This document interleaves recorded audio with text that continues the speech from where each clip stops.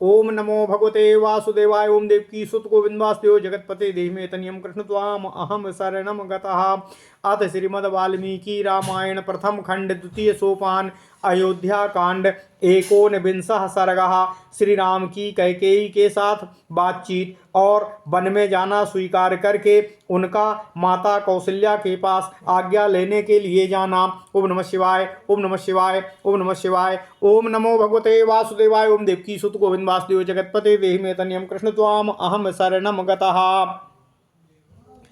तत्प्रियं मित्रघ्नो वचनं मरणोपमं श्रुत्वा न बिभ्यथे रामः कैकेयी चेदं ब्रवीत। एवमस्तु गमिष्यामि वनं वस्तुमहं त्वितः जटाचीरधरो राज्ञः प्रतिज्ञामनुपालयन्। ओम नमः शिवाय, ओम नमः शिवाय। इदं तु ज्ञातुमिच्छामि किमर्थं मां महीपतिः नाभिनन्दति दुर्धर्षो यथा पूर्वं रिन्दमम्। ओम नमः शिवाय, ओम नमः शिवाय। मन्युन्न च त्वया कार्यो देवी ब्रूमि तवाग्रतः यास्यामि भव सुप्रीता वनं चीर जटाधरः। हितेन गुरुणा पित्रा कृतज्ञेन नृपेण च नियुज्यमानो विस्त्रब्धः किं न कुर्यामहं प्रियम्। अलीकं मानसं त्वेकं हृदयं दहते मम स्वयं यन्नाह मां राजा भरतस्याभिषेचनम्। अहम ही सीता राज्यम च प्राणानिष्ठान धनानि च हृष्टो भ्रात्रे राज्यम च प्राणानिष्ठान धनानि च हृष्टो हृष्टो अहम ही सीता राज्यम अहम ही सीता राज्यम च प्राणानिष्ठान धनानि च हृष्टो भ्रात्रे स्वयं दद्याम भरताया प्रचोदितः। किं पुनर्मनुजेन्द्रेण स्वयं पित्रा प्रचोदितः तब च प्रियकामार्थं प्रतिज्ञामनुपालयन्। यथा श्वासय श्रीमन्तं किम त्विदं यन्महीपतिः अवसुधासक्तनयनो मन्दं श्रूणि मुञ्चति। गच्छन्तु चैव नयुतं दूताः शीघ्रव्रजैर्वह। गच्छन्तु चैवानयुतं दूताः शीघ्रजवैर्हये भरतं मातुलकुलादद्यैव नृशशासनात्। भरतं मातुम कुलादद्यैव नृपशासनात्। ओम नमः शिवाय, ओम नमः शिवाय, ओम नमः शिवाय। ओम नमो भगवते वासुदेवाय। ओम देवकी सुत गोविंद वासुदेव जगतपते देहिमे तनियं कृष्ण त्वाम अहम शरणम गतः। दंडकारण्यमेषोऽहं गच्छाम्येव हि सत्वरः अनिर्वाच्य अविचार्य पितुर्वाक्यं समाम वस्तु चतुर्दशः। दंडकारण्यमेषोऽहं गच्छाम्येव हि सत्वरः अविचार्यं पितुर्वाक्यं समावस्तुं चतुर्दशः। सा हृष्टा तस्य तद्वाक्यं श्रुत्वा रामस्य कैकेयी प्रस्थानं श्रद्धाना सा त्वरयामास राघवम्।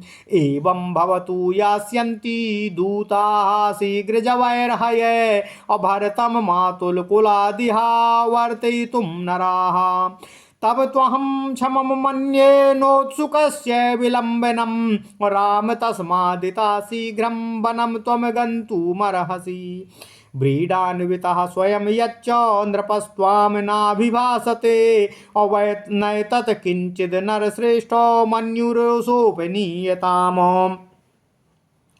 यावत्त्वं नावनं यातः पुरा दशमादत्वित्वरम्। यावत्त्वं नावनं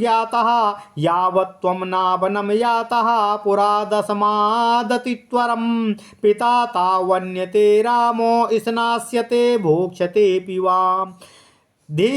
धिक्कष्टमिति निश्वस्य राजा शोक परिप्लुतः मूर्छितो न्यापतत तस्मिन् पर्यङ्के हेमभूषिते। ओम नमः शिवाय, ओम नमः शिवाय, ओम नमो भगवते वासुदेवाय। ओम देवकी सुत गोविंद वासुदेव जगत्पते देहि मे तन्यं कृष्ण त्वाम अहम शरणं गतः।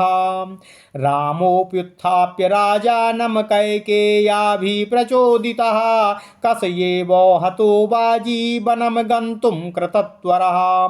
तत्प्रियमनार्याया वचनं दारुणोदयं श्रुत्वा गतव्यथो रामा कैकेयीं वाक्यं ब्रवीतो नाहमर्थ परो देवी लोकमावस्तुमुत्सहे अविद्धि मां रसिभिस्तुल्यं विमलं धर्ममास्थितम् यत् तत्र भवतः किञ्चित् शक्यं कर्तुं प्रियं मया प्राणानपि परित्यज्य सर्वथा कृतमेव ततो नाह्यातो धर्मचरणम् अकिञ्चिदस्ति महत्तरं यथा पितरि शुश्रूषा तस्य वा वचनक्रियः अनुक्तोऽप्यत्र भवता भवत्या वचनादहं वने वत्स्यामि विजने वर्षाणि चतुर्दशः नानूनं मयि कैकेयी किञ्चिदाशंससे गुणान् यद् राजा नवमोचस्त्वं ममेश्वरतरा सती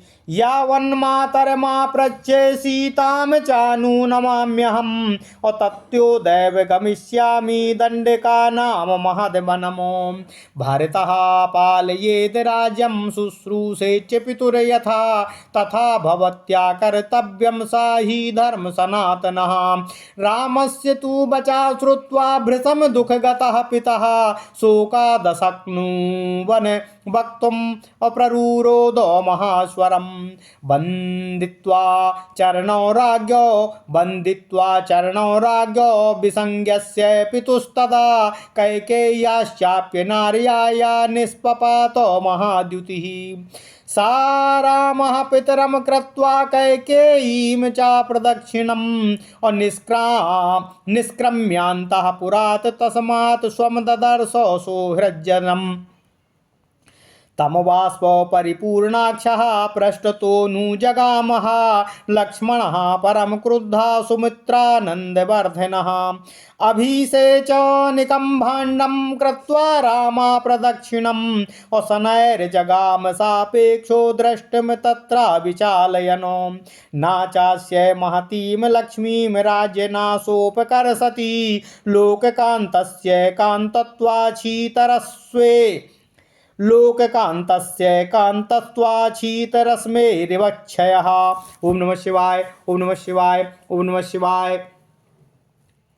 नावनं गन्तु कामस्य त्वजितश्च वसुन्धराम सर्वलोकातिगस्येव लक्ष्यते चित्तविक्रिया प्रतिसिद्ध्ये शुभं छत्रं व्यजने च स्वलङ्कृते अविसर्जयित्वा स्वजनं रथं पौरांस्तथा जनान् धारयन् मनसा दुःखमिन्द्रियाणि निगृह्य च अप्रविवेशात्मवान् वेश्म मातुरप्रिया संशिवान् सर्वेऽप्याभिजनः श्रीमान् श्रीमतः सत्यवादिनः नालक्षयतो रामस्य कञ्चिदाकारमानने। ओम नमः शिवाय।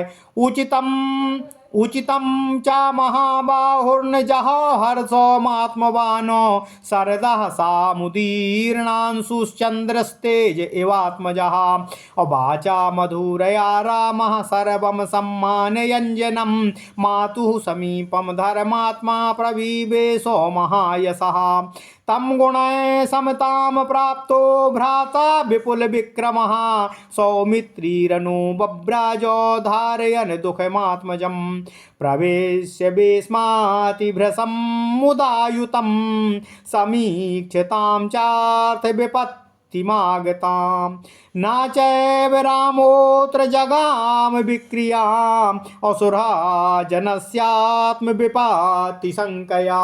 ओम नमः शिवाय, ओम नमः शिवाय, ओम नमो भगवते वासुदेवाय। ओम देवकी सुत गोविंद वासुदेव जगत्पते देहि मे तन्यं कृष्ण त्वाम अहम शरणं गतः।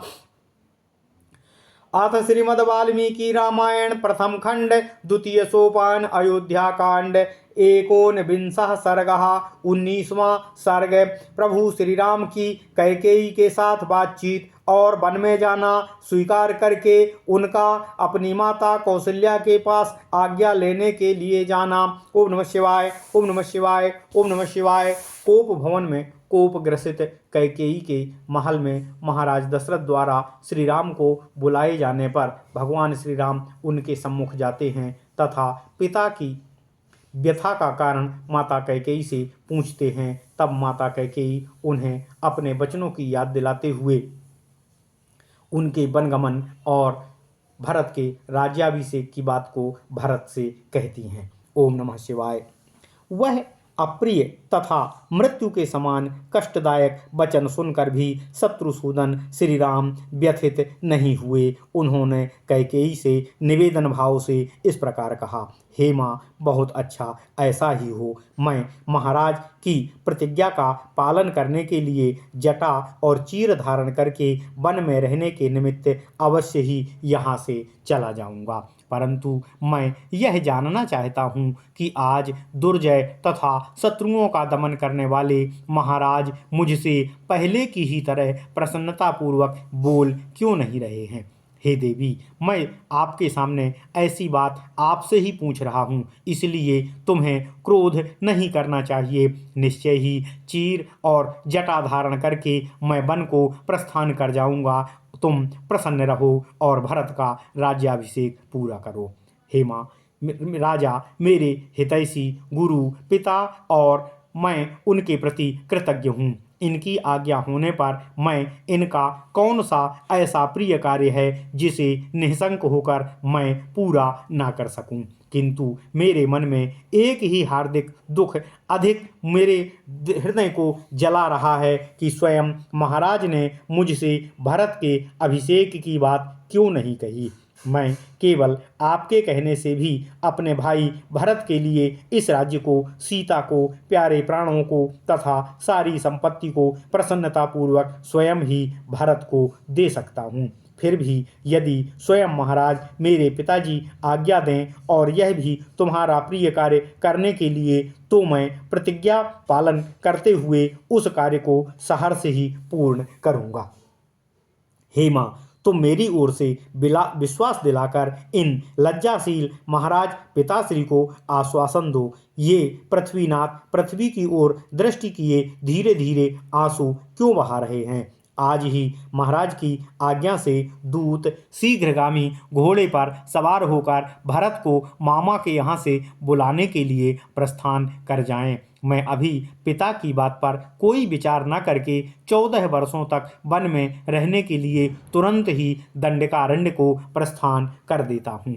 प्रभु श्री राम की यह बात सुनकर कैकेयी बहुत प्रसन्न हुई। उसे विश्वास हो गया कि ये वन को चले जाएंगे। अतः श्री राम को जल्दी ही जाने की प्रेरणा देती हुई वह श्री राम से इस प्रकार बोली, तुम ठीक ही कहते हो राम, ऐसा ही होना भी चाहिए। भरत को मामा के यहाँ से बुला लाने के लिए दूतों को शीघ्रगामी घोड़ों पर सवार होकर अवश्य ही भेजा जाना चाहिए। परंतु हे राम, तुम वन में जाने के लिए स्वयं ही उत्सुक जान पड़ते हो, अतः तुम्हारा विलंब करना मैं उचित नहीं समझती हूँ। जितना ही शीघ्र संभव हो तुम्हें यहाँ से वन के लिए प्रस्थान कर देना चाहिए।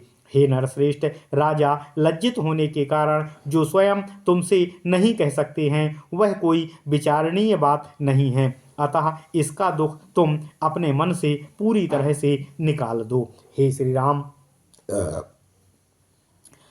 राम, तुम जब तक अत्यंत उतावली के साथ इस नगर से वन को प्रस्थान नहीं कर जाते हो तब तक तुम्हारे पिता स्नान अथवा भोजन आदि की क्रिया नहीं करेंगे। कैकेयी की यह बात सुनकर शोक में डूबे हुए राजा दशरथ लंबी लंबी सांस खींचकर बोले, धिक्कार है, हाय, यह बड़ा ही कष्टकारी है। इतना कहकर वे पुनः मूर्छित हो उस सुवर्णभूषित पलंग पर पुनः गिर पड़े। ओम नमः शिवाय, ओम नमः शिवाय। उस समय श्री राम ने राजा को उठकर बैठाल दिया और कैकेयी से प्रेरित होकर कोड़े की चोट खाए हुए घोड़े की भांति वे शीघ्रतापूर्वक वन को जाने के लिए उतावले हो उठे। अनार्या कैकेयी के उस अप्रिय और दारुण वचन को सुनकर भी श्री राम के मन में कोई भी व्यथा, ग्लानि और संकोच नहीं हुआ। वे कैकेयी से इस प्रकार बोले, हे देवी, हे माते, मैं धन का उपासक होकर संसार में नहीं रहना चाहता। आप विश्वास रखो, मैंने भी ऋषियों की ही भांति निर्मल धर्म का आश्रय का संकल्प ले रखा है। पूज्य पिताजी का जो भी प्रिय कार्य मैं कर सकता हूँ उसे मैं अपने प्राण देकर भी पूर्ण करूँगा। तुम उसे सर्वथा मेरे द्वारा किया हुआ ही समझो। पिता की सेवा अथवा उनकी आज्ञा का पालन करना जैसा महत्वपूर्ण धर्म है, उससे बढ़कर संसार में दूसरा कोई भी धर्माचरण नहीं है। यद्यपि पूज्य पिताजी ने स्वयं मुझसे नहीं कहा, तथापि मैं आपके ही कहने से 14 वर्षों तक इस भूतल पर निर्जन वन में निवास करूंगा। कैकेयी, तुम्हारा मुझ पर पूरा अधिकार है। मैं तुम्हारी प्रत्येक आज्ञा का पालन कर सकता हूँ और करूँगा। फिर भी तुमने स्वयं मुझसे यह ना कहकर इस कार्य के लिए महाराज से कहा और इनको अनायास ही कष्ट दिया। इससे जान पड़ता है कि तुम मुझमें कोई गुण देखती ही नहीं हो। अच्छा, अब मैं माता कौशल्या से आज्ञा प्राप्त कर लूं और सीता को भी समझा बुझा लूं। उसके बाद मैं आज ही अभी विशाल दंडक वन की यात्रा के लिए प्रस्थान कर जाऊंगा। तुम ऐसा प्रयत्न करना जिससे भरत इस राज्य का पालन और पिताजी की सेवा सतत करते रहें, क्योंकि यही सनातन धर्म है। श्री राम का यह वचन सुनकर पिता को बहुत दुख हुआ। वे शोक के आवेग से कुछ न बोल सके, केवल फूट फूट कर रोने लगे। महातेजस्वी श्री राम उस समय अचेत पड़े हुए पिता महाराज दशरथ तथा अनार्या माता कैकेयी के भी चरणों में प्रणाम करके उस भवन से बाहर निकले। पिता दशरथ और माता कैकेयी की परिक्रमा करके उस अंतःपुर से बाहर निकलकर श्री राम अपने सुहृदों से मिले। सुमित्रा का आनंद बढ़ाने वाले लक्ष्मण उस समय अन्याय को देखकर अत्यंत कुपित हो उठे, तथापि दोनों नेत्रों में आंसू भरकर वे चुपचाप श्री रामचंद्र जी के पीछे पीछे उनके साथ चले। श्री रामचंद्र जी के मन में अब बन जाने की आकांक्षा का उदय हो गया था, अतः अभिषेक के लिए एकत्र की हुई सामग्रियों की प्रदक्षिणा करते हुए वे धीरे धीरे आगे बढ़ गए। उनकी ओर उन्होंने दृष्टिपात भी नहीं किया। श्री राम अविनाशी कांति से युक्त थे, इसलिए उस समय राज्य का न मिलना उन लोक कमनीय श्री राम की महती शोभा में कोई अंतर नहीं डाल सका, कोई प्रभाव नहीं जगा सका। चंद्रमा का क्षीण होना उसकी महज सहज शोभा का उपकर्ष नहीं कर पाता है। वे श्री राम वन में जाने को उत्सुक थे और सारी पृथ्वी का राज्य छोड़ रहे थे, फिर भी उनके चित्त में सर्वलोकातीत जीवन मुक्त महात्मा की भांति कोई विकार दृष्टिगोचर नहीं हो रहा था। प्रभु श्री राम ने अपने ऊपर सुंदर छत्र लगाने की मनाही कर दी। डुलाए जाने वाले सुसज्जित चमर को भी उन्होंने रोक दिया। वे रथ को लौटाकर स्वजनों तथा पूर्ववासी मनुष्यों को भी वहां से विदा करने लगे। आत्मीय जनों के दुख से होने वाले दुख को मन में ही दबाकर इंद्रियों को अपने पूरे नियंत्रण में करके यह अप्रिय समाचार सुनाने के लिए माता कौशल्या के महल में गए। उस समय उन्होंने मन को पूर्णतः अपने बस में और नियंत्रणाधीन कर रखा था। जो शोभाशाली मनुष्य सदा सत्यवादी श्रीमान श्री राम के निकट रहते थे, उन्होंने भी उनके मुख पर कोई भी विकार और उद्विग्नता नहीं देखी। मन को बस में रखने वाले महाबाहु श्री राम ने अपनी स्वाभाविक प्रसन्नता उसी तरह नहीं छोड़ी जैसे शरतकालीन उद्दीप्त किरणों वाला चंद्रमा अपने सहज तेज का परित्याग नहीं करता है। महायशस्वी धर्मात्मा श्री राम मधुर वाणी से सब लोगों का सम्मान करते हुए अभिवादन करते हुए अपनी माता के महल में माता के समीप पहुँचे। उस समय गुणों में श्री राम की ही समानता करने वाले महापराक्रमी भ्राता सुमित्रा कुमार लक्ष्मण भी अपने मानसिक दुख को मन में ही धारण करते हुए श्री राम के पीछे पीछे माता कौशल्या के पास पहुँचे। अत्यंत आनंद से भरे हुए उस भवन में प्रवेश करके लौकिक दृष्टि से अपने अभीष्ट अर्थ का विनाश हुआ देखकर भी हितैषी सुहृदों के प्राणों पर संकट आ जाने की आशंका से श्री राम ने यहाँ अपने मुख पर कोई भी विकार, उद्विग्नता और रोष प्रकट नहीं होने दिया और अपने इंद्रियों को नियंत्रित करते हुए माता के सम्मुख प्रविष्ट हुए। ओम नमः शिवाय। इत्यर्थे श्रीमद् रामायणे वाल्मीकि आदि काव्ये अयोध्या कांडे एकोनविंशः सर्गः। इस प्रकार श्री वाल्मीकि निर्मित अर्थ रामायण आदि काव्य के अयोध्या कांड में 19वां सर्ग पूर्ण हुआ। ओम नमः शिवाय। ओम नमः शिवाय। ओम नमः शिवाय। ओम नमो भगवते वासुदेवाय। ओम देवकी सुत गोविंद वासुदेव जगतपते देहि में तन्यम कृष्ण त्वाम अहम शरणम गतः। ओम